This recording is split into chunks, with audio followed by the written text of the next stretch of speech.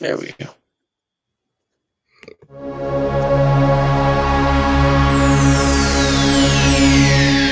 Ladies and gentlemen, may I have your attention, please?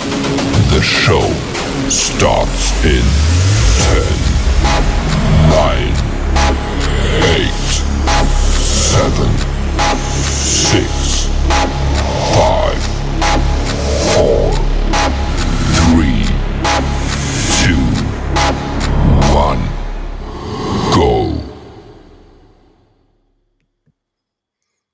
Okay, take two. So for those of you who don't know, yeah, we had a little bit of technical difficulties. We thought we was live and we wasn't live, and we was busy talking, and Jeff realized we wasn't live.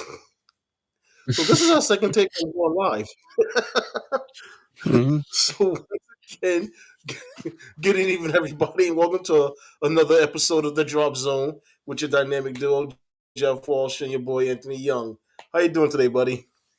Pretty good. I mean, that technical difficulty was a bit funny because you were pretty much talking out loud, and I'm like sitting here like, we're not live yet. But yeah, I mean, I'm alright. A good week of football. Um, you know, we did it, but again, trade deadline has come and passed. A lot of big moves, big names moving right now. Uh, yeah, we will talk about that. And our normal, all the key games, all the kind of crazy games involved this week, and then our pick'ems as always. How are you doing? Not too bad.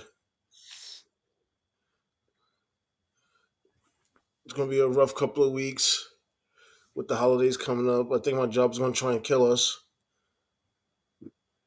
Mine too. Yeah, we got a couple of 10-hour shifts that they thrown in there starting next week. So yeah, Happy holidays. Happy holidays. Holly jolly Christmas. yeah. Make me want to happy. Make sure the my paycheck is nice and big. Mm-hmm. So what Yeah, we got well, on the docket for today, bud? yeah, we're gonna talk about the trade deadline moves first, and then our all of our key games that we're gonna talk about, and then our pick'ems. But I think we're gonna throw in an NBA thing. John Morant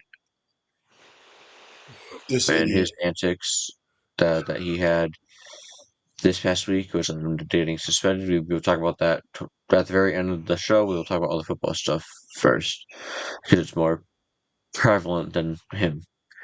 Um, all right. Again, trade deadline is over. And here are the trades. Offensive lineman Trevor Penning got traded to the Chargers. Sauce Gardner got traded to the Colts. Um, I know Jay is very happy about this. He's like, "Oh, I've known about it for a while." Yes, it definitely does help their defense. I'm not gonna say it doesn't.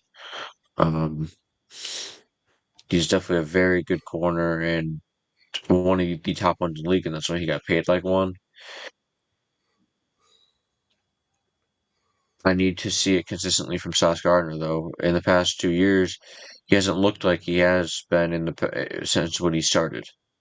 When he started his NFL career, he looked like an absolute shutdown corner, whereas he's gotten a lot of penalties in these past 2 years. So if he can clean that up with Rumo, yes, this could be a very formidable defense um, for the Colts. And this is probably, again, you can see that they're going all in. They gave up two first-round picks and a good young wide receiver. So they're going all in, and let's see how this goes. And the wide receiver is AD Mitchell. And the Jets are just unloading. Sorry, I want your thoughts on the Sauce Gardner trade to the Colts. Oh, this is just a fire sale. That's all that was. Yeah, like, what do you think for the Colts? Do you think that makes them a Super Bowl contender?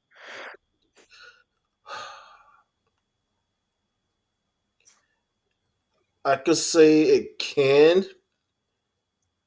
but there's a lot of variables that will have to come to play. One, the playoff Sauce Gardner has to stay basically on point for the rest of the remainder of the season. Two, which Daniel Jones are you going to get? Because we're still waiting for the real Daniel Jones to stand up. He did stand up a little bit this past Sunday Yeah, against your yeah. I mean, Steelers. yeah, So, I he mean, crept up a little bit.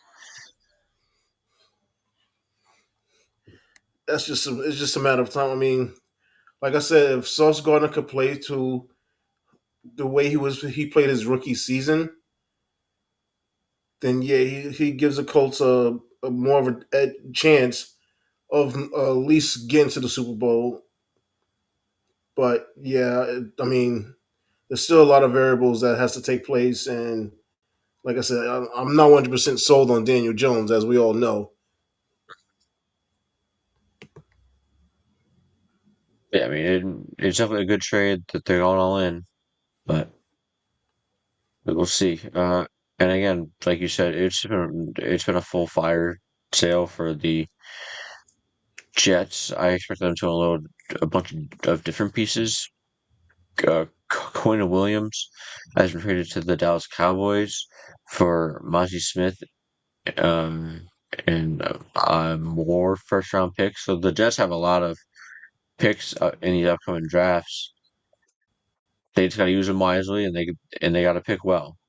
So we will see if they can do that. Now, this does not change the Dallas Cowboys' route this season at all. It did not No, fix their problem in their secondary. It didn't.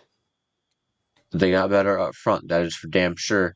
This is a move to me. It could help them for next year and the year after, but it's not going to help them this year. This year they are 3-5-1. They're 11th in the NFC, and their defense on the back end is still atrocious. It is the worst ranked pass defense in the NFL. It is really, really bad. I mean, that guy who gets paid $92 million got his ankles destroyed by Marvin Harrison Jr. on Monday Night Football.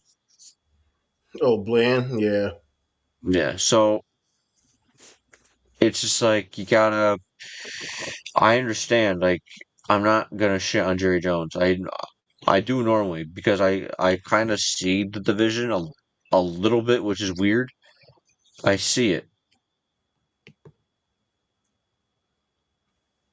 Hey, Brian. Like I see the vision for once a little bit, but he has to do something about that secondary in the offseason. Because if he doesn't, then this move means absolutely nothing for the Cowboys because it's going to keep being the same problem over and over and over again.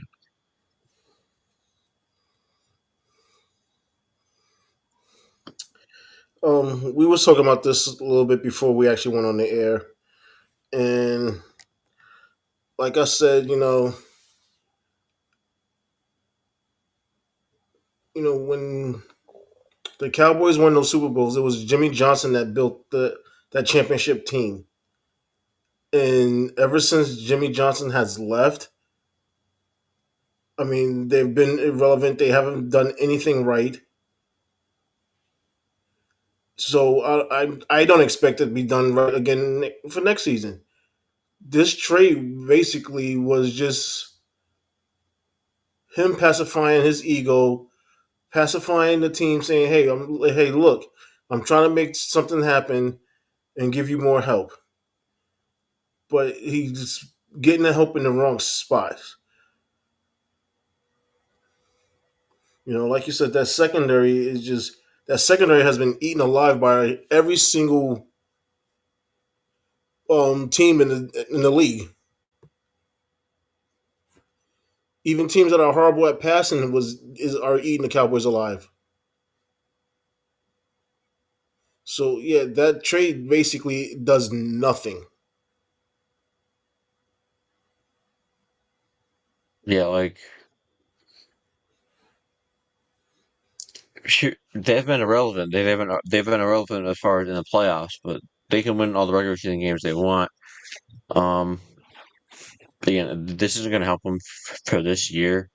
Um, the, I think you put it good that he's pacifying his ego a little bit because he kind of hinted at a trade. He hinted at a trade that they're going to do, and it came out that Logan Wilson, who got damn near benched on the only other defense that's somehow worse than the Cowboys, uh, they traded for him, and people were like, "That's it. That's what you were teasing. That's what you were have having us get hopeful about." And then he's like, "Fine, I'll go after this guy." Again, their line is going to be good. It's the middle and the back end that is really, really a big question mark still for them. Now, to me, the biggest trade, maybe the absolute best trade that happened, was Rashid Shaheed gets traded to the Seahawks. Now, the Seahawks are dangerous. I think this Yes. is I think this is probably the best trade of the trade deadline. Sam Darnold is slinging the rock all over the place. JSN's looking like a different kind of person right now. I lost Tony for a bit, but yeah. And then Cooper Cup will be coming back. Um, We're back. welcome back. We got Cooper Cup. He's gonna be coming back. You got Kenneth Walker, Zach Charbonnet. Those are your 2-1-2 in the running back. Some great tight ends as well. Uh, Torrey Horton, who really stepped up last week. Um, and their defense is still really good as well. This Seahawks team is people are very not talking about them. I understandably, we got the Eagles, the Packers, the Lions, that whole NFC North. You got the Rams and the Niners still doing good in the Seahawks' own division. So a lot of other teams to talk about, but this Seahawks team is formidable, and it's gonna be really tough to beat them Issues. uh, now with Rashid Shaheed on that team. Yeah, again, I think this is one of the best trades, if not the best trade of the trade deadline. Yeah, I gotta agree. I mean, this Seahawks team is basically going to rival the Legion of Boom team. Um, I don't know if they're better than the Legion of Boom, but they're right there. And with Sam Darnold as the quarterback, I mean, he's playing out of his mind. He's playing at a level that we never expected. So this team is going to be very dangerous. It's going to be interesting to watch them throughout especially through the playoffs.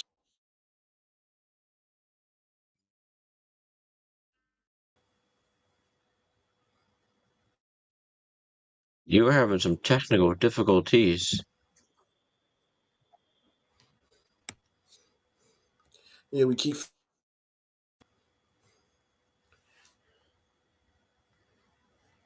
Um, I mean, it's kind of crazy. They trade away DK and they let Tyler walk, and they look even better now. So, uh, next, Jacoby Myers got his wish. He was finally traded out of Las Vegas. Thorny was traded to Jacksonville, who hasn't been utilizing really anything this year. So there you go, Myers. You got your wish to be traded. Jalen Phillips has been the defensive end for the Miami Dolphins has been traded to the Philadelphia Eagles. Draymond Jones to Baltimore. Logan Wilson, like I said, to Dallas. Jair Alexander has been traded to Philadelphia, Michael Carter, the second's been traded to Philadelphia. We already kind of touched on that trade a few weeks ago. Kyle Duggar, the safety from the Patriots, got traded to Pittsburgh. He didn't look too bad in our game on Sunday. They didn't really call him out for doing anything good, but they also didn't call him out for doing anything bad. So I'll take it. He only practiced with the team Friday, Saturday, so that wasn't. I would take it, and everything else has already been talked about. But yeah, that was the trade deadline. Pretty hectic. A lot of big names move on the move to help these teams in need. Now on to Sunday. The first game we're going to talk about is the Colts and Steelers game. Now, and everybody knows how I felt. I wasn't happy with this defense that we had going into this game. We were giving up a lot of points, a lot of yards. It did not start off good, I'll be honest. In the first quarter, it was like 126 to 21 as far as yards go. And I was like, oh, here we go again. Danny Dimes is going to do it to me. And it's not going to be fun. But no, the real one kind of stepped up. He went 31 for 52, 342, one touchdown, three interceptions. He also had 3 carries for 4 yards, 1 touchdown, and 2 fumbles. So he had 5 turnovers total in this game. They had 4 total in the entire season. They had another one. Jonathan Taylor only had 14 carries for 45 yards. Alec Pierce, 6 receptions for 115. Michael Pittman, 9 for 115. Josh Downs, 6 receptions, 57 yards, a touchdown, and a fumble. He had a fumble on a punt return. He was calling everybody off. He went to go catch it anyway, and he tripped, and then the ball hit off of him. So that was their 6th turnover. And the Steelers, we did not play great on offense. I'll be completely honest. 25 for 35, 203, and a touchdown for Aaron Rodgers. Jaylen Warren on 16 carries only had 31 yards and 2 touchdowns. And Calvin Austin was our leading receiver with 5 receptions for 56. Again, this is a pretty ugly game as far as our offense goes. Couldn't really get anything going. Couldn't really. I mean, we took advantage of all those short fields, but if we had to go 80 yards down the field every time, I think we would have lost completely. But our defense really stepped up. It was very opportunistic, which is what I've been waiting for and looking for. But Daniel Jones, he looked very uncomfortable in the pocket because the Steelers defense was getting to him. I mean, that one interception that he had thrown to Logan Wilson, I mean, there was I don't know where he was looking on that one. He just threw it pretty much right at him. Another play with Logan Wilson, he was running off, or either Peyton Wilson or Logan. Yeah, sorry, it was Peyton Wilson. I said Logan Wilson. Peyton Wilson, and he was rushing off the edge on a blitz, and he threw it at him anyway, and he tipped it up in the air, and it was an interception. So I think the real Daniel Jones kind of crept out a little bit for the Colts. I know Jason wouldn't be happy. He doesn't think so. He's not really worried about it. I'm like, well, you better be careful, man. I don't know. You guys gotta play some tough competition coming up soon. So you better hope that he got this bad game out of his system. But yeah, I'm not going to get too excited because you know what? We did not play our best offensive game, yet we were still able to win. We need both sides of the ball to kind of complement each other right now. And right now, it seems like if 1 week the one side has it, the other side doesn't. So we kind of need to have a good balance of that going forward.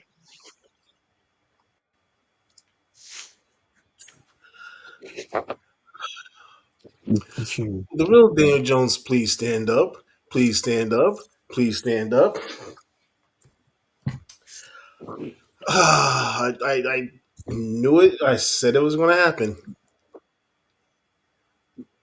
I said it was either going to be against the Chargers or it was going to be against the Steelers that the real Dan Jones will be present at that game. Mm-hmm. And he picked the Steelers game to be present. This is why I was hesitant with when you asked me about does this make them a Super Bowl contender by getting Sauce Gardner. Like I said, that's a lot of variables. But as far as with the Steelers, yeah, that was a rough offensive game for them. But again, they still found a way to win, which I told you that was gonna happen. The defense actually looked like the Steelers' defense finally. But yeah, I really don't have much on it, just for the simple fact is that I knew what was going to happen, especially when coming from Daniel Jones. And like I said, and I even said it, I goes, if the Steelers forced Jonathan Taylor to be bottled up and have to put the game in Daniel Jones's hands, the real Daniel Jones is going to show himself, and that's exactly what happened. Like, it's been proven he can't really carry a team like that. I mean, when the Giants had Saquon and he didn't have a great game, he couldn't get the throwing game going, and it was put more on Daniel Jones. You saw this kind of side of Daniel Jones that we saw on Sunday. Of he forces it, he doesn't read it well, um, and he puts his teams in bad spots, especially on defense. So again, we'll see if that trade really makes a difference. Again, Daniel Jones got to take care of the ball. I understand he has done it through the first 8 other weeks, but you gotta remember that's because they were able to get Jonathan Taylor going. We let him get going, and it was put more in Indiana Jones' hands. You saw what happened. Now, potentially the game of the year. We're going to go with Bears and Bengals. 47-42. One of the craziest games I've seen in a very long time. Caleb Williams. I think the Caleb Williams doubters are kind of shutting up a little bit. I mean, he did what he needed to in this game. 20 for 34, 283 touchdowns, 5 carries, 20 for 53 yards, and 2 receptions for 22 yards and touchdown. Ben Johnson really went deep in his bag of tricks in this game. He went with a lot of trick plays, and they worked. So, very smart by him. Kyle Monangai, 26 carries for 176 yards. Colson Loveland, who had the crazy at the end there, with 20 seconds left, he caught a pass over the middle, and the Bengals could not tackle him to save their life. He had 618 yards and 2 touchdowns. DJ Moore, 4 receptions, 72 yards. Amadi Zacchaeus, 6 receptions, 50 yards and touchdown. The Bengals were down by a lot there in the fourth quarter, and they stormed all the way back to actually take the lead in this game. Joe Flacco, 40, however old he is, he threw for 470 passing yards and 4 touchdowns, and they lost again. They scored 80 points in the past 2 games, and they lost. And then Chase Brown, after the game, had a people are very split on this, on if he was right to say in front of the media. I mean, he could have said it just to the players, but to me, running back Chase Brown said, finish the fucking game, just get one effing stop. That's all I ask for, and just end the game, end the effing game. Do I blame him? No. Could he have handled it better? Yes. To the media, I wouldn't have said it. To the players, I would have. Because again, the Bengals stormed back and they took the lead with 30 some odd seconds left. And the Bears literally just threw a pass over the middle to Loveland, and they couldn't tackle him. They just didn't tackle him at all. So then he ran in for a touchdown. The Bengals, I mean, their defense is bad for their offense because to be able to come back in the fashion that they did and still lose is really disappointing, especially after losing to the Jets last week. That's even worse. Um, yeah, I mean, what are your thoughts on this game? I mean, Bears snuck out a win here. I mean, their defense just kind of choked there at the end as well, but the Bengals knew how to choke even harder. Um, let's come to face it. The Yes, the Bengals do have a very good offense, but their defense is horrible. There's no and ifs or buts about it. How do you let a player get wide open over the middle of the field and then nobody can even bring him down to save the game?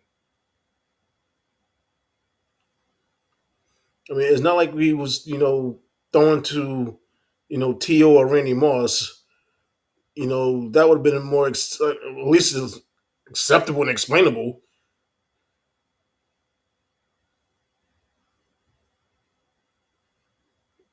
This Bengals off defense is just atrocious. I don't know who's worse, the Bengals defense or the Cowboys defense. You'd be surprised. In overall defense, the Bengals are ranked worse. No, I'm not surprised. The Bengals are 32, and the Cowboys are ranked 31st in total defense. In some categories, they are 32nd and 31st. Like it's very, very near, but in total defense, it's just the Bengals that are the worst. Yeah, I mean, both of the defense sucks, plain and simple. Um, I've also said before I goes, you know, everybody give Caleb Williams a break. It's his first year with Ben Johnson. Ben Johnson is starting to make him look like a very good quarterback. Yes, he still has ways to go, but you can see he's progressing. He's getting better. He's not getting worse. If he was getting worse, that they would have lost that game. So, I mean, like I said, you know, Ben Johnson has made one. I mean, look what he did for Jared Goff. He turned them in basically to an All Pro quarterback. Um, I don't see Caleb Williams being on that level, but I see him being close to it. I don't see him as an All Pro quarterback, but I see him as a star quarterback if he continues learning under Ben Johnson. And for the most part, that's what he's doing.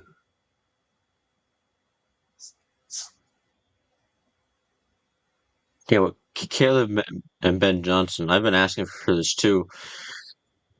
Jay, since the beginning of the year, is like, I don't like Caleb. I don't like Caleb. I'm like, just can we give him a little bit of time? I mean, the Bears don't know what the hell they're doing when they had Matt Eberflus still there. He should have never been there when they drafted Caleb Williams, because then now he's had three head coaches already, and he's only halfway through his second year. I say the sky's the limit for Caleb Williams. He could be that All Pro kind of quarterback. I understand they have to start from dead scratch with him and his footwork and his mechanics and all that. I understand that. But the sky's the limit. I mean, I understand it. This performance was against the worst rated defense in the NFL. So we're gonna take it easy a little bit. But still, I mean, I kind of look at it as like you better be almost that all pro quarterback now that you have a great offensive mind there as a head coach because you are a number one overall pick. You are that. So you better again, you have a chance to be an all pro quarterback that they gave you everything that you could need. Now, I do want to ask, how do you think Chase Brown handled the situation, the running back for the Bengals? Because you have Jamar Chase in locker room at the same time saying, "I am gonna stay in my lane. I don't need no defensive player coming after me about my game." I guess there's two different sides to handle it. Chase Brown handled it the one way, and Jamar Chase handled it another. I do want to know your thoughts of how he handled it, going to the media instead of having a meeting, say Monday morning with the team, and expressing his feelings in that way. My thoughts on that is yes, I know he was frustrated, completely understandable, but something like that needs to be brought up in house, not with the media. That should have been discussed, Monday morning at the team meeting, or even just right after the game. Just don't bring stuff like that to the media. I know, as people who cover sports, which we do, um, and I'm in no shape way saying that we're part of the media, but we do have a sports podcast, so we do cover sports. And yes, we do want players to be honest and upfront, but there's also a time for where you don't want the player to air out the team's dirty laundry, because that's basically what he did.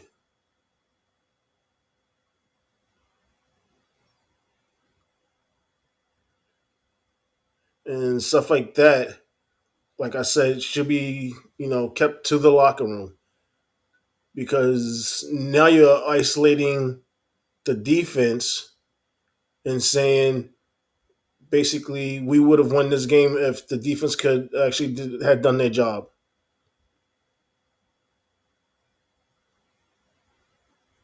and which is basically going to cause a problem, because now you're going to have defensive players that's going to be looking at him like, hey, well, okay, so this is how you feel. Okay, now when you fumble or screw up, we're going to be on you, Hmm. just for airing it out to the public. Yeah. Again, I love players that are honest. Again, all he needed to say was after the game, "I'm very upset. I don't like how we lost that game." He could have worded it so differently. Um, and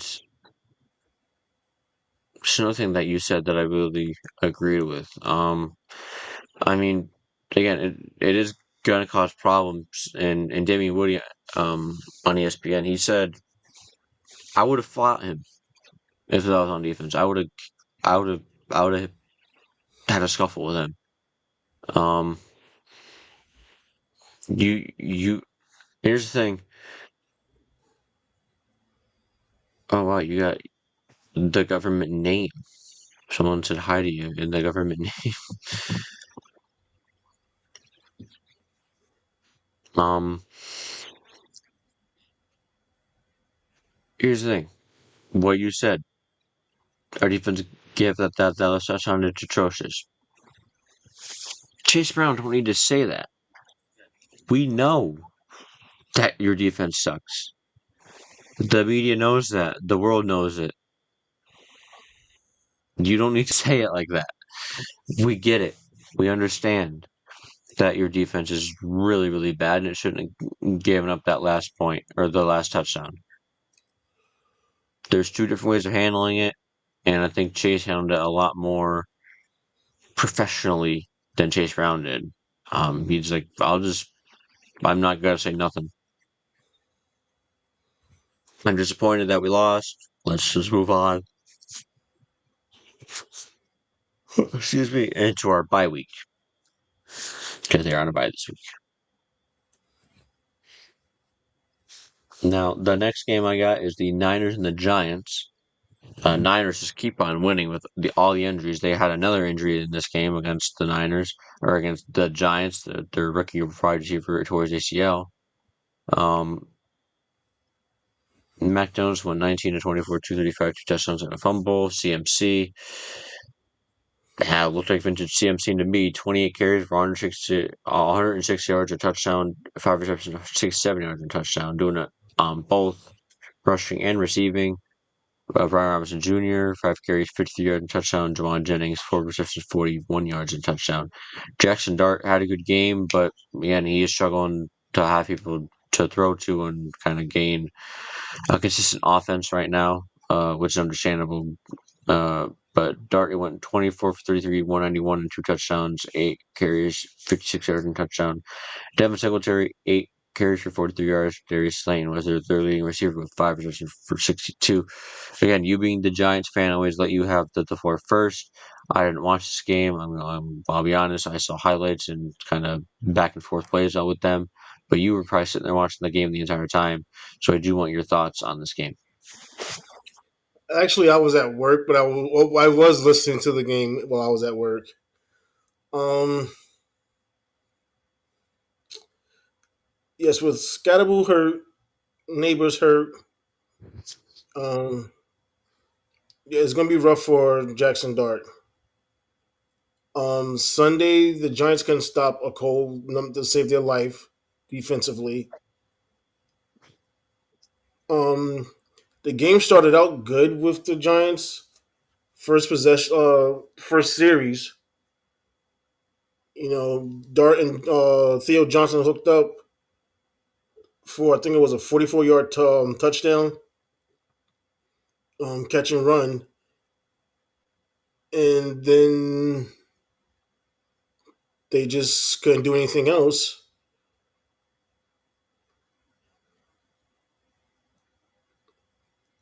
Defensively, our front seven is fine. Part of our back half is okay, but we got to find better corners. Um, I thought Deontay Banks would have been a great corner. Um,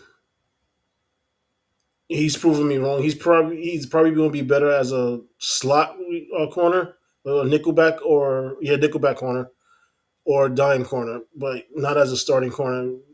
The Giants got to find two starting corner studs to solidify that defense, because if you got the back end solidified, you could release those pass rushers. Those pass rushers are they're quick and vicious, but if you can't hold on to the back end, you kind of got to slow them down, because now you're looking at, okay, if the rush don't get there, there's a big play potential.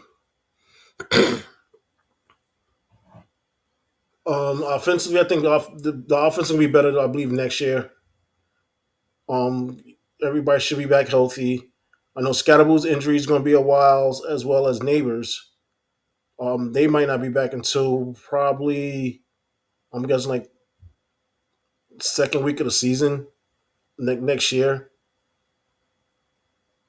It depends on how fast they can recover.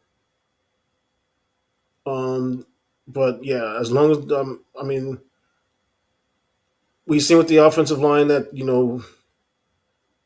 with Andrew Thomas, the offensive line has vastly improved. I mean, we're still getting players hurt, basically the center, but yeah, I mean, most of the offensive line has held up since Thomas has returned, so that's a big plus. And they're gonna have another year together, which should make them a lot better. Again, Dart needs to protect himself, but he's a young kid. We know how that's going to go. Yeah, I just think that unfortunately the Giants' morale is so down. Because it was at an all-time high with having Neighbors and Scatterboo, even then just having Scatterboo. And then he goes down without him. I think the team morale is a little bit down right now. They kind of know how the season is going to end, but they're still going to put out their best fight. And I think you're right on the back end. It's not a great back end that you guys got there in New York. So that leaves Abdul Carter and that front seven, like you said, which is one of the best front sevens in the NFL. They kind of can't rush the passer that much because the back end is so weak right now. Um, yeah, I mean, again, I think CMC did the vintage CMC things. He was all over the field. He had 173 total yards and 2 touchdowns in this game. I mean, that's why he's an all-pro running back, and it's always tough to stop him. But I mean, yeah, I mean, again, it's a lot of factors for the Giants. Again, like you said, next year we'll be better. Hopefully, you guys have a bit of an easier schedule next year because this is a fucking gauntlet of a schedule anyway. Which even with all your full pieces healthy, would have been tough to win. Um, a lot of these games. So what if we see next year again? It's only week 9. We still got a lot more weeks to go and see how the Giants team looks, even without Scat and Neighbors, and see how Jackson Dart keeps progressing and getting better and improving week by week. Just again, he's got to protect himself. Right now, I'm not too. I am lenient with him being out there on the field still. Like I understand he kind of needs to be, but again, he plays at MetLife. Then that place has taken Achilles and ACLs over these past few years, and it scares me with him being out there again. And he doesn't really do the best at protecting himself either. So I'm a bit worried having him out there. If anybody's getting injured, fucking I don't know, have Jameis Winston get injured. I don't know, but not your cornerstone QB, which we'll be talking about later because we got some dummies this week. We got some idiots. All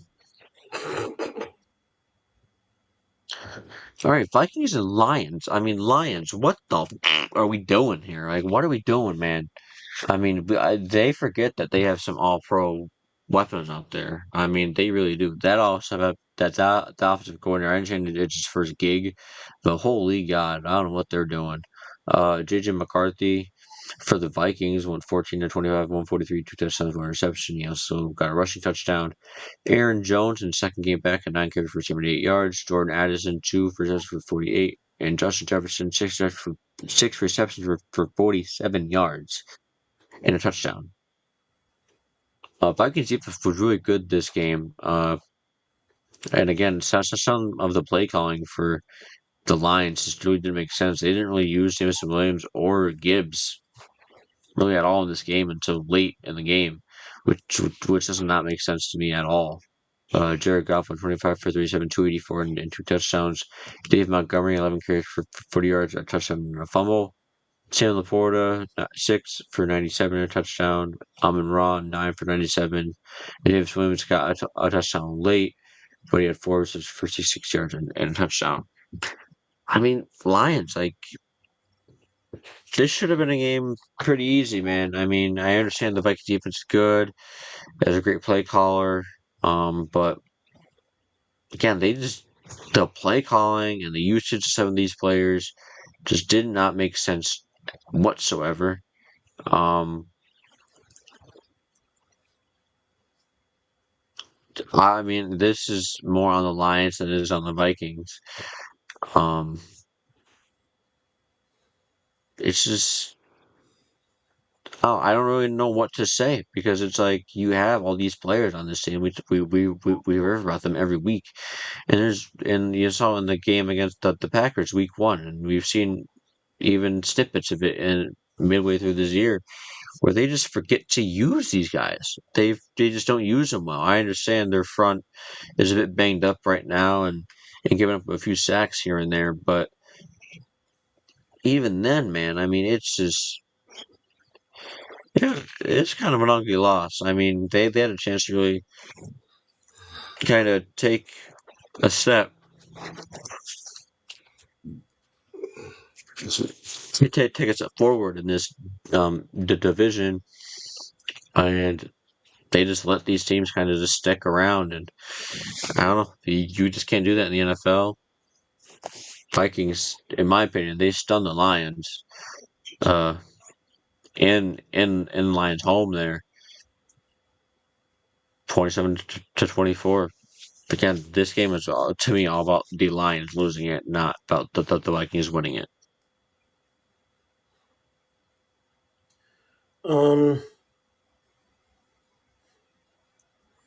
they just look horrible after a bye week. It looks like during a bye week they were trying to put in some new plays, and they was trying to run these new plays. It looks like they was trying to run some new plays, and yeah, it was just horrible. Um, how do you not use your two most effective weapons in Gibbs and Montgomery on the ground, especially to help free up Laporta and St. Brown and Williams? I mean, that basically has been the Lions' formula. So I don't understand why they're trying to go away from that. It makes no sense. Their whole key to their success has been ball control and controlling the play clock. Well, the game clock. When the Lions get away from doing that, that team is not that team is just horrible.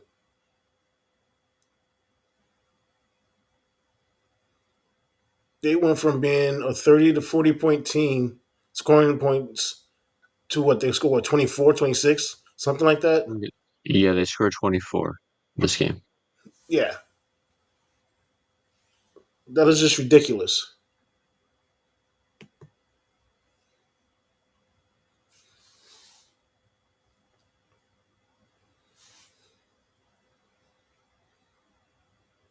Yeah, I mean, again, they had a chance to pull away in this division, especially talking about in this next game. The Panthers stunned the Packers 16-13 in Lambeau Field and beat the Packers. Again, the Lions could be pulling away in this division. They just played the Vikings. They lose to them. Caleb Williams wins against the Bengals. And now the Packers lose to the Panthers. This is another reason why the Lions' loss is so very important in that tough NFC North. Bryce Young only 11 for 20, 102 and an interception.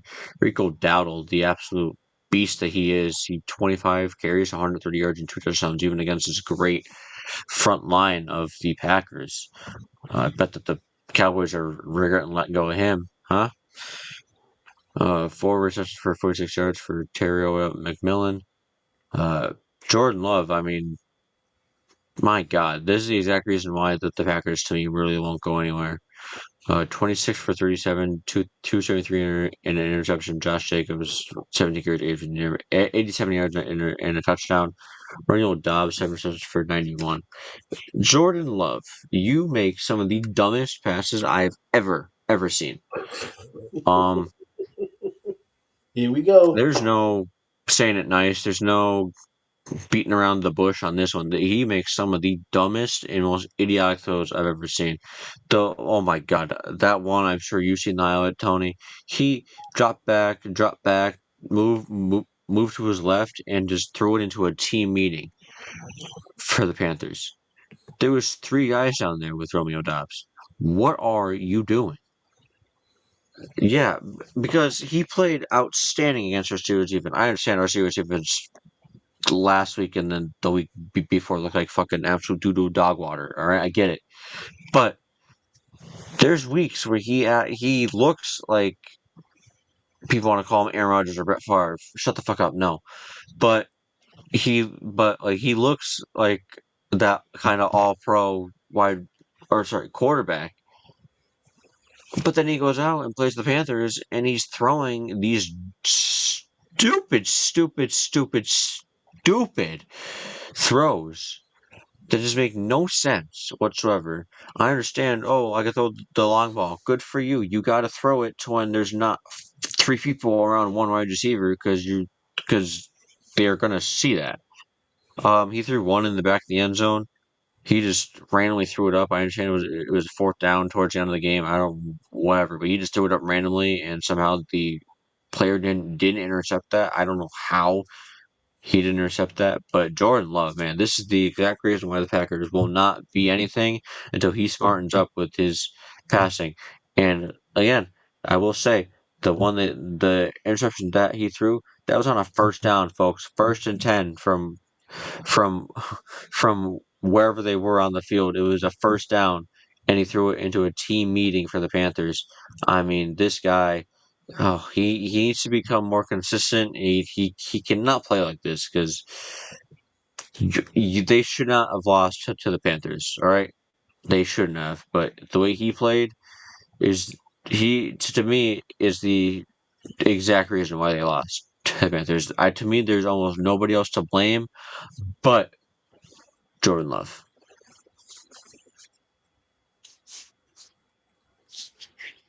I ain't got nothing. I mean, I agree with you 100%. That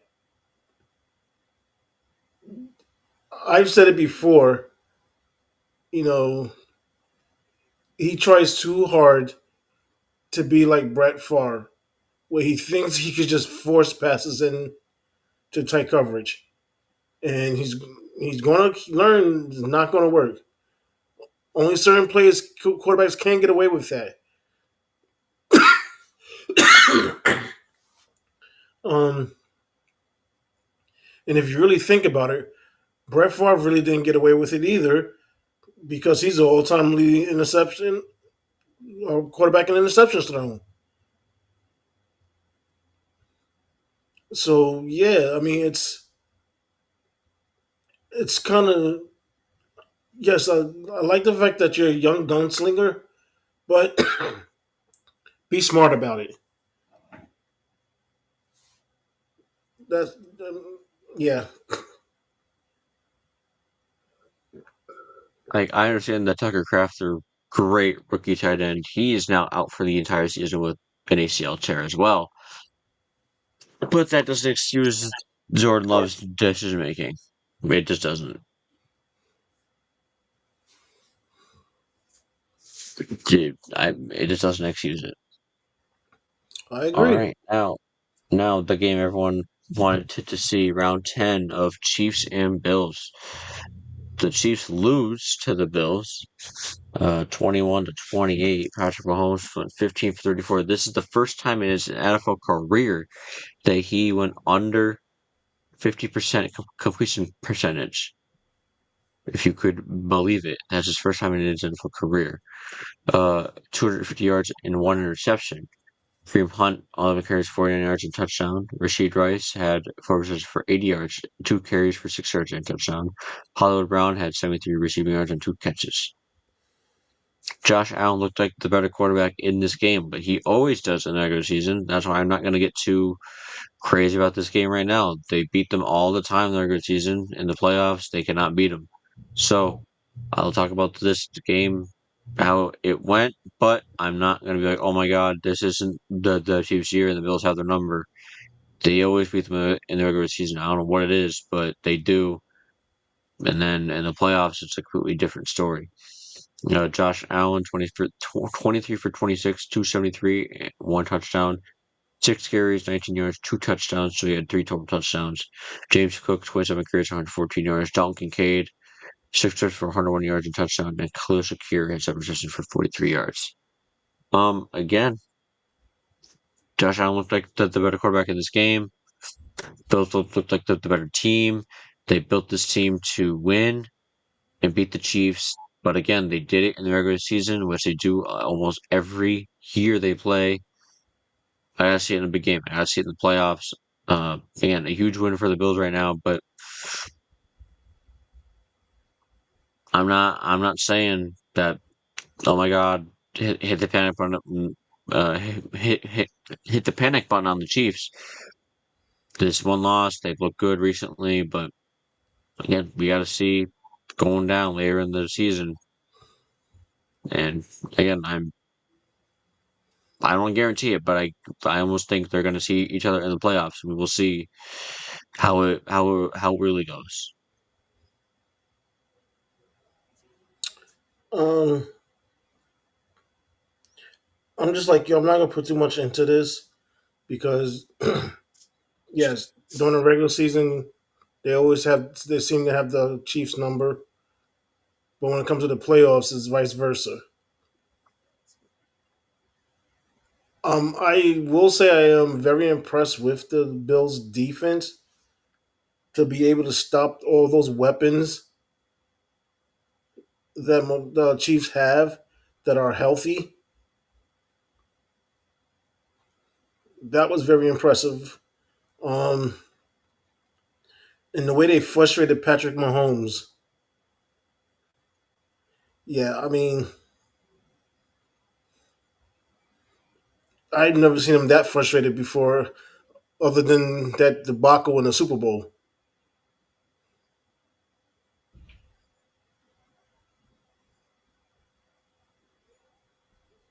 Yeah, I mean, again, it was a good win for the Bills right now, but we will see later on down the road of how this really turns out. Um,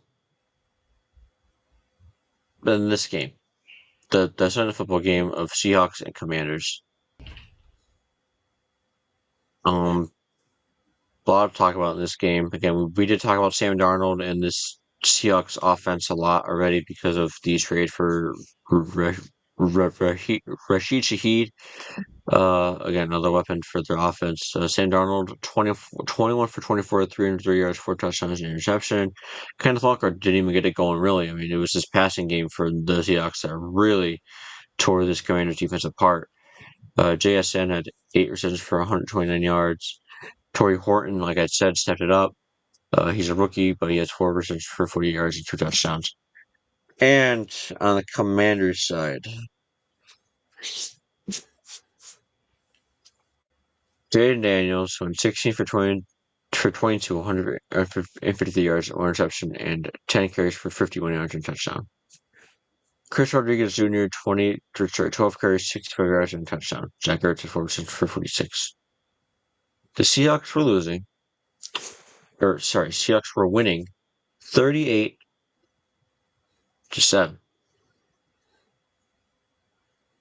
31 points left, or sorry, a 31-point lead with 5 or 4 minutes left. May have been more than that, but you're not going to come back by 31 points. Jaden Daniels was still in this game.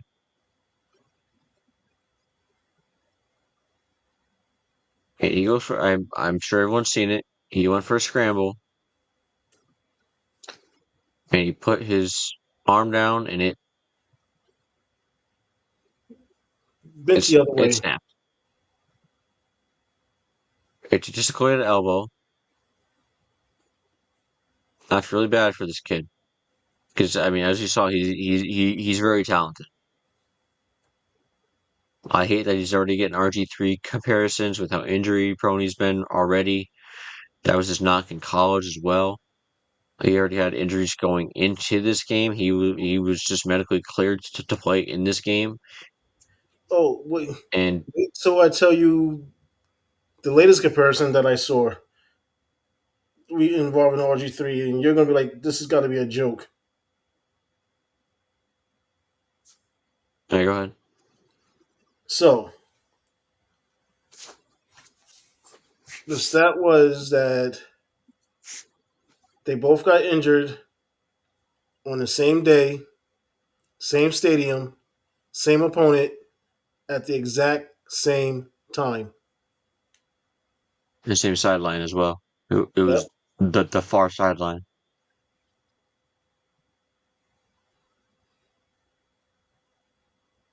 Like how I mean how cursed is that team? I don't think it's cursed. I think again, Dan Quinn is an absolute buffoon for leaving Jane Daniels in. You were down by 31 points. Down by 31. It's not like you were down by like 14, where there was still a chance. No, you were down by 31. Let's see. Yeah, at some point you Yeah, just got to throw in a flag and say, you know what? All right, we're just going to call it, bring the backups in, and we'll just figure this out for another week. yeah. There was 7 minutes left. 7 minutes. That was just after in the last position that they had. They just kicked or they just punted. So clearly you're in no winning fashion. That was Dan Quinn. That was one of the dumbest moves. And I'm sorry, but it should stick with you for the rest of your NFL career as a coach. Because you clearly didn't look out for your player's safety. And now he's out. This all could have been avoided if you were just a better coach. I don't like bashing on coaches like this because I do understand how tough of a job it is, but it's pretty damn clear. You're down 31 points. Get him out of the game, please. There's no need for him to be in there. Again, I especially with agree. how injured he's been this year.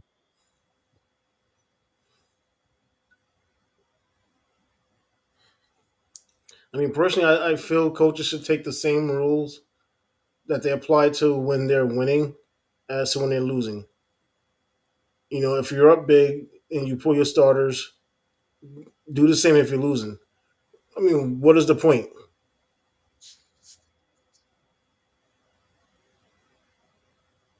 Especially if you know you're not going to score 31 points in 7 minutes. If a team Hmm. can score 31 points in 7 minutes, somebody's somebody's getting investigated. Hmm.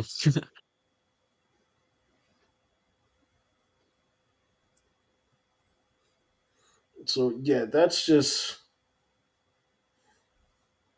I mean, I feel bad for the kid. I mean, like I seen it happen, I immediately turned away because I just couldn't look, and I want to commend NBC and Peacock because I mean it was on both that they wouldn't even show the replay. The announcers was like, "Well, we all seen what happened. We don't need to replay it again."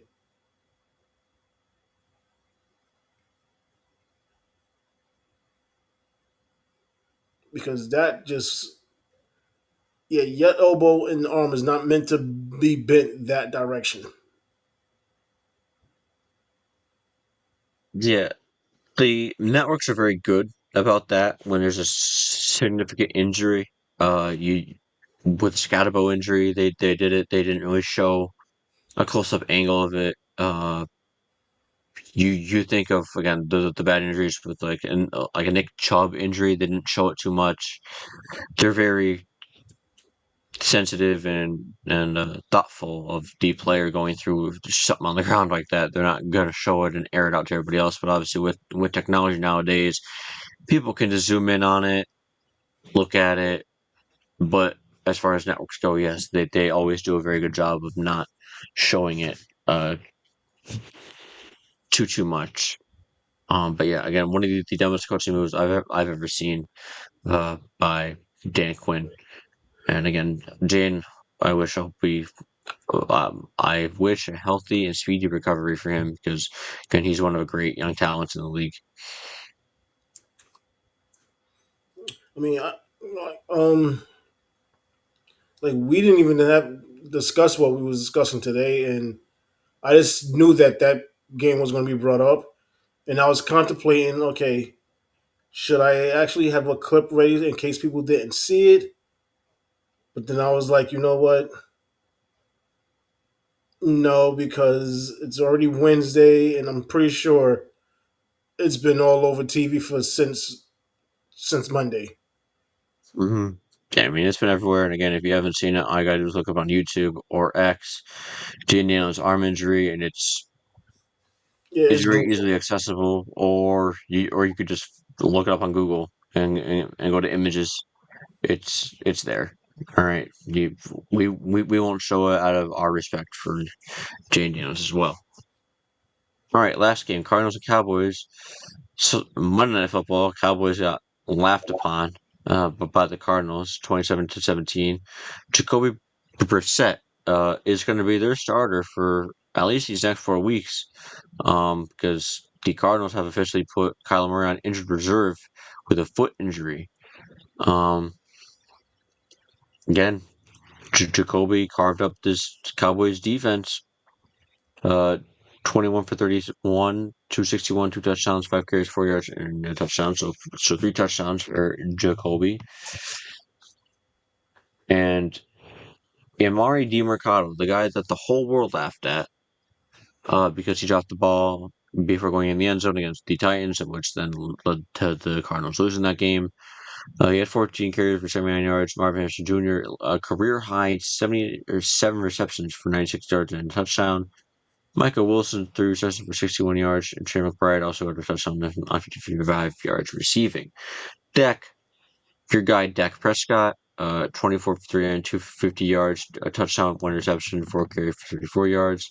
Javonte Williams, 15 carries, 83 yards, and a fumble. C.D. Lamb, 7 receptions for 85 yards. George Pickens, 6 receptions for 79 yards. And Jake Ferguson, 5 receptions for 50 yards and a fumble.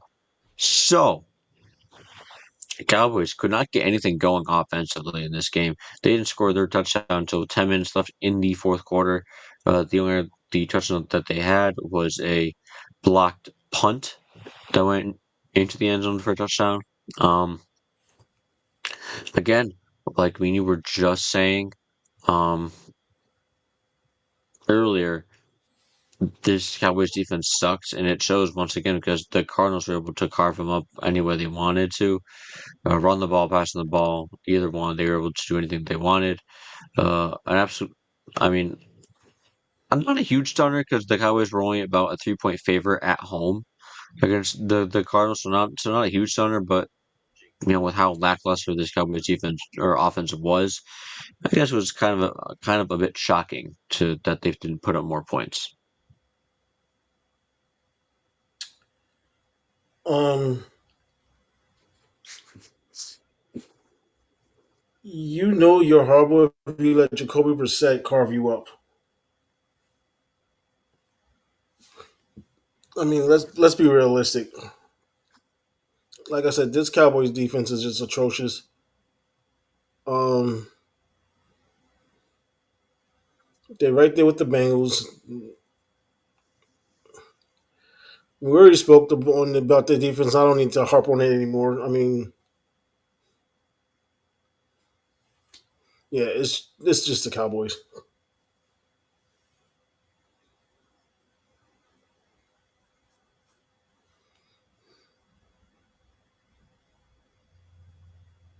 Yeah.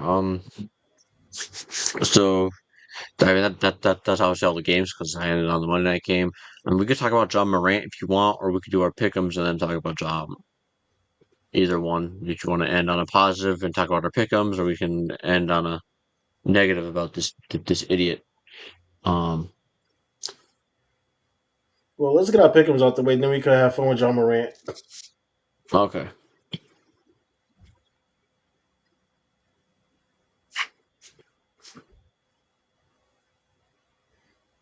which I had another bounce Man, back week.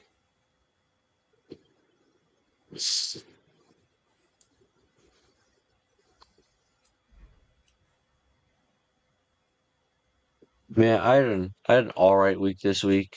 I think I went 9-8. No, I don't know. I went 9-5. Sorry, I went 9-5 last week. Um,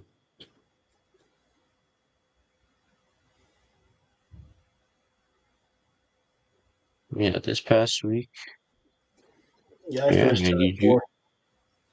yeah, you went, you got 100 points. Me and you went with the Ravens and the Bears. We got that right. Frank went with the Bengals. We all went with the Lions, Chargers, and Patriots. We all got the Lions game wrong, Chargers right, and the Patriots right. You are sticking with your Giants. I appreciate that. But we went with the Niners. You got that wrong. You went with the Steelers, and we went with the Colts.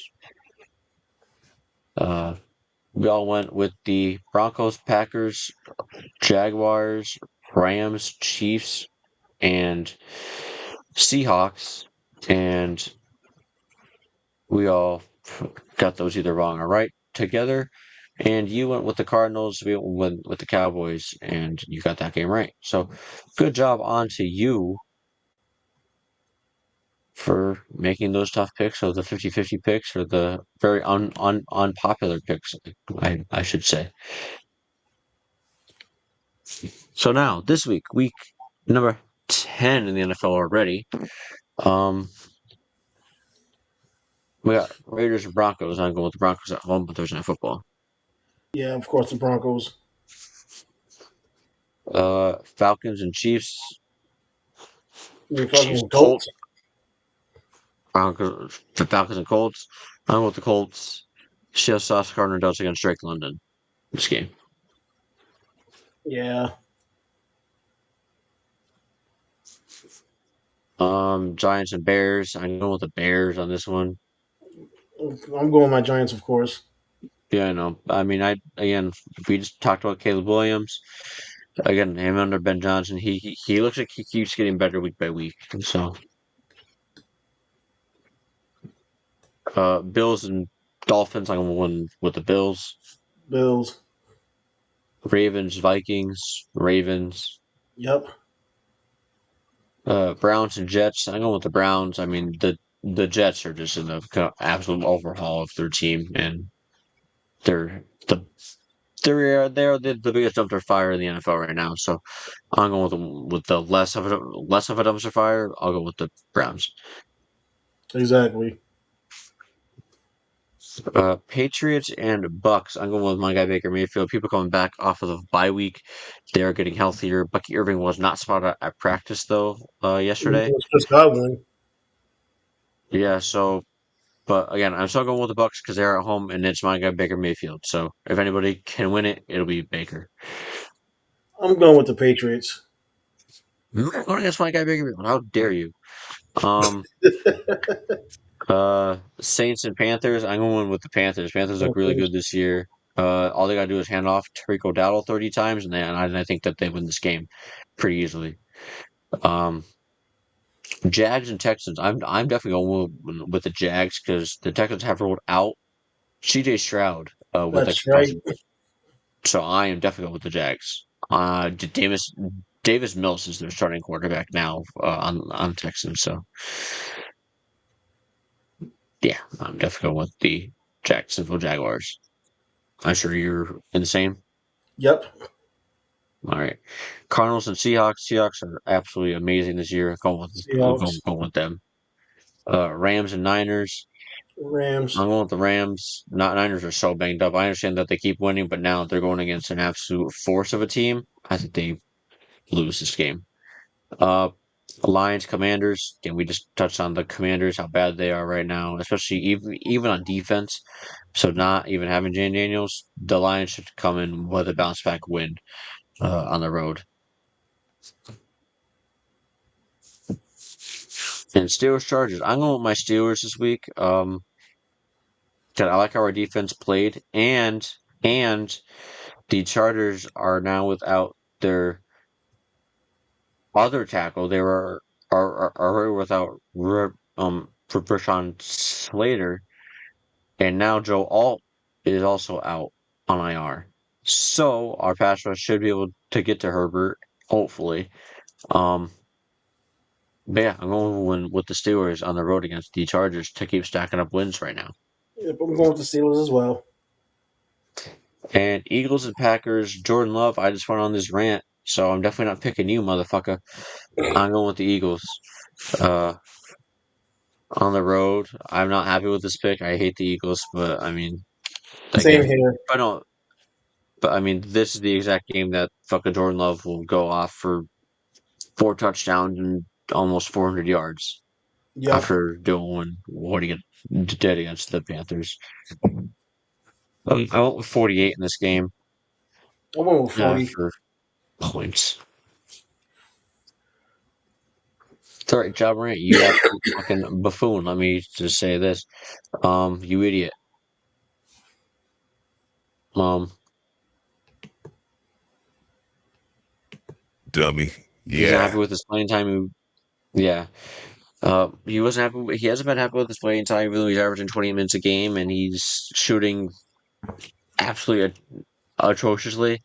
Uh, a few days ago, he was asked uh, about the loss that they had. He said to go ask the coaching staff, and then the reporter asked him, what could the team have done differently? And he then said, according to them, probably don't play me because he's getting 28 minutes a game, and apparently that's not enough for John Morant. Um, and then he was then subsequently suspended 1 game by the Memphis Grizzlies for actions detrimental to the team. Yeah, I mean that's pretty detrimental to the team. You need to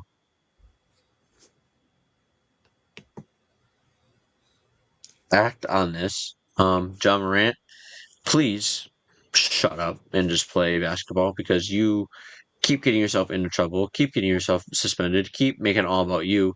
This is a team sport, not a John Morant sport. This is a team sport. The coaching staff will play you however much they feel. In the game that you played, you shot 3 for 14 and had 12 points. You think they're going to play you more than whatever, how many minutes you played? You're not going to keep getting playing time. They're going to treat you like they treat everybody else. If you're not playing good, they're not going to play you. That's how basketball works. You play bad, you get benched. You play good, you play. This It's is pretty true. damn simple. It is pretty damn simple. Again, he has this kind of personality mentality that he's a gangster. We all know about the gun stuff that he's done twice already, and he's been suspended a few times for that, and now he was just suspended by his own team. I think the Grizzlies should just move on from him. Okay, get the headache out of the way. Just whatever you get out of him is whatever you get out of him. Um, because he just caused nothing but problems year after year after year. Um, But here's my question: who's going to want him? again, that's what makes it tough. I don't know who would want him. Because I don't see any team right now that's built for the playoffs that's going to go after him. They're not going to upset their chemistry.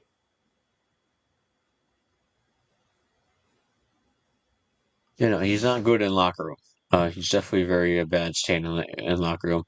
He was asked. Uh, he said that he doesn't have his usual joy right now. When asked when he can get it back, he said, "We'll see." So he's playing kind of the Jimmy Butler role, but let me tell you, you're not even close to as talented as Jimmy Butler. I'm sorry. Jimmy has done something in his NBA career. You have not. Um, so again, you can keep acting like this all you want. It's not looking good for you. No team really wants you that bad. If you're gonna keep acting like this, so Ja just again, like I don't get it. I don't get it with him. Like you play bad, you're gonna get benched. That's it. Like he hasn't been playing to his standard of talent. Um, it just doesn't make sense. All right, let's see. All right, Memphis Grizzlies star expressed lack of joy in his play and discomfort with the team's direction under new coach Tomas Elasso. following a 114-106 loss to the Detroit Pistons on November 3rd, 2025. So that was 2 days ago, leading to one-game suspension. The new offensive system limits Morant's minutes to a career-low 29.4 per game and contributes to his 39.3% shooting in the team's 3-5 start. While teams like the Minnesota Timberwolves, Sacramento Kings, and Toronto Raptors monitor the situation, Grizzlies executives deny any trade discussions for the 26-year-old All-Star. So there you go. There's 3 teams that were mentioned in this: Minnesota, Sacramento, and Toronto. 20 minutes a game. I mean, and again, he's shooting 39.3%. That has nothing to do with what the coach is doing. That is you out there not making your shots. So John needs to sparring up, but we already know he won't. Yeah, we know he won't.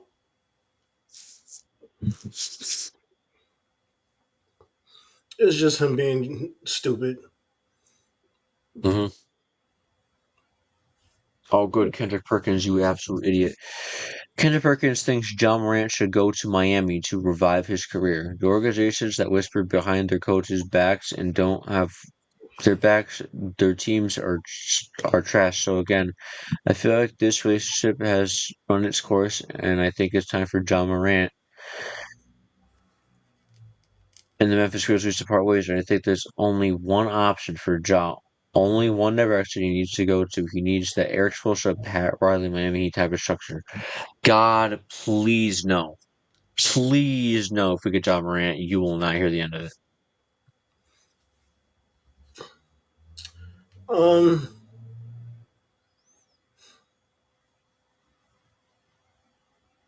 Yeah, I got nothing. Again, it's from Kendrick Perkins, one of the biggest dumbasses on television. So I mean, I kind of can understand why Kendrick Purchaser sent him to Miami, but with the way Pat Riley runs that ship, I know I he ain't dealing with this shit. that's not a good idea.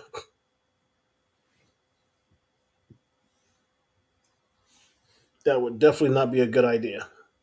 No.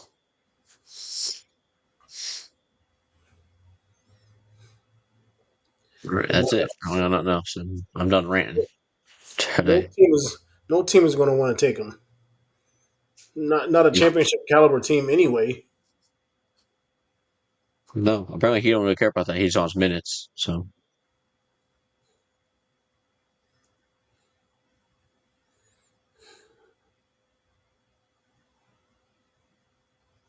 Yeah, I got nothing else on it. I got nothing else. That's it. That's all I got.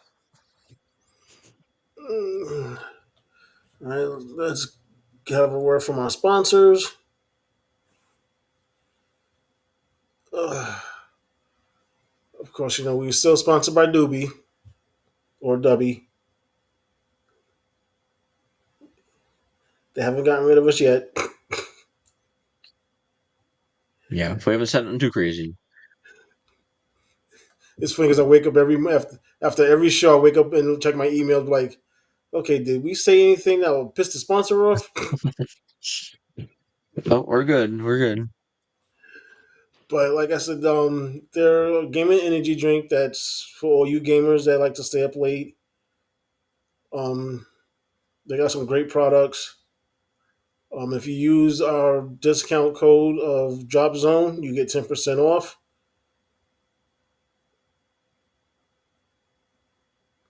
Yeah, I had a brain freeze for a second. And then there's also a merchandise store, zoneelitewear.com, where we have some awesome merchandise. Sadly, neither one of us is wearing it today. You know, I couldn't find mine. I had to wake up really fast and just hop on. I'm not gonna lie, I gotta wash mine. I gotta put it in the washer. So yeah, we have that. If you order over $35, You put in the code Drop Zone, you get 15% off. Um, yeah, that's about pretty much what I could think of. I mean, that's it. I hope everyone had a happy and safe Halloween. Um, Now we're going into Thanksgiving and Christmas. I might drop some new gear for Christmas. Yeah, that that doesn't shock me at all.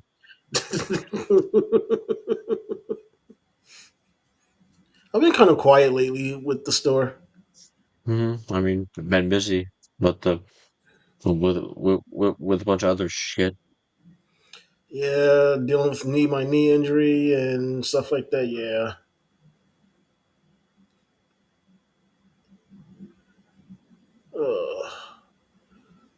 All right. Pretty much that's all we have left. Yep. So until next week, everybody have a great week. Have fun. Don't get in trouble. And we'll see you guys next week. Bye.